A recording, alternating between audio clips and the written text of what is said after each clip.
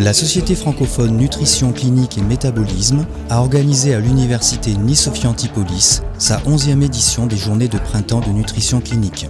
Cet événement scientifique de référence dans le domaine, sous la présidence cette année du professeur Stéphane Schneider, a permis de rassembler des médecins, des diététiciens, des ingénieurs de restauration et tous les professionnels impliqués dans l'alimentation et la prise en charge nutritionnelle des malades.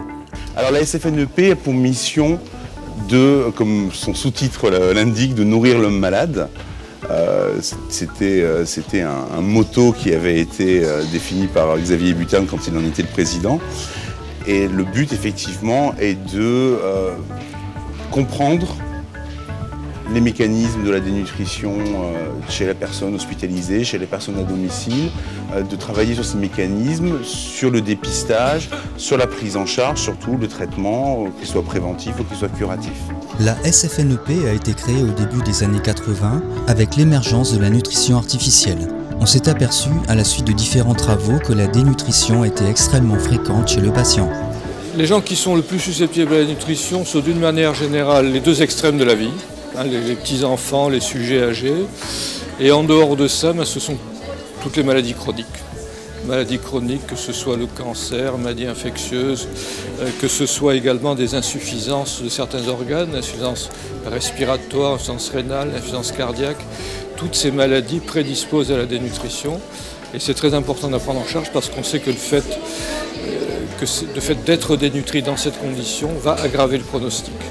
Et ce qui est encourageant, c'est qu'on a de plus en plus de données qui montrent que la prise en charge de la nutrition permet de reverser un petit peu cet effet délétère de la dénutrition. Le deuxième jour a été consacré à la 4e journée nationale des clans afin de faire le point sur les avancées de la dernière décennie et d'explorer des pistes nouvelles en termes de lutte contre la dénutrition.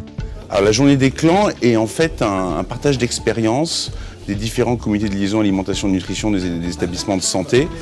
Donc chacun travaille souvent, trop souvent malheureusement dans son coin, et donc le but de cette journée est de faire le point sur la législation, mais de faire aussi le point sur les expériences des uns et des autres pour partager, pour discuter, parler des succès et des échecs. Le rêve sur ce plan-là, c'est que les actions du clan soient suivies des faits. C'est-à-dire le clan a souvent pour but de donner des consignes sur la gestion de la nutrition, de repérer les patients dénutris. Le but, c'est de pouvoir prendre en charge de manière efficace, effectivement, tous les patients dénutris dans tous les hôpitaux. Et ça, actuellement, c'est quelque chose qui progresse lentement pour différentes raisons, parce qu'il faut sensibiliser d'une part les médecins, qui souvent, dans certaines spécialités, n'ont pas encore pris conscience de ce problème. Il faut sensibiliser également le nerf de la guerre, c'est-à-dire l'administration, les ARS, etc., de poursuivre leur effort pour donner les moyens de traiter cette dénutrition. Et pour traiter cette dénutrition, le professeur Isabelle Prêcheur du laboratoire santé buccale et vieillissement de l'université Nice-Sophie Antipolis a développé un complément nutritionnel oral solide qui peut être mangé quel que soit l'état bucco-dentaire. C'est vraiment un produit qui est issu de la recherche en odontologie. Et après, on a travaillé avec les médecins, les gériatres et les nutritionnistes. C'est pour ça qu'on est ici.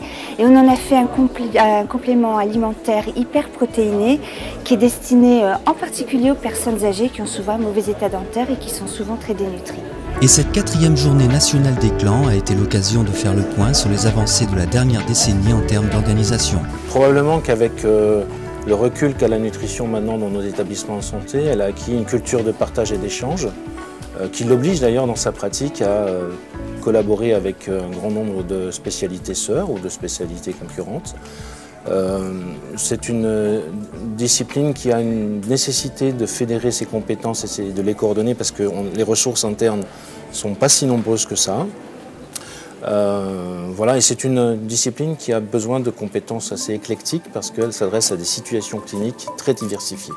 Donc c'est un petit peu toute cette démarche qui nous fait progresser dans notre prise en charge des patients.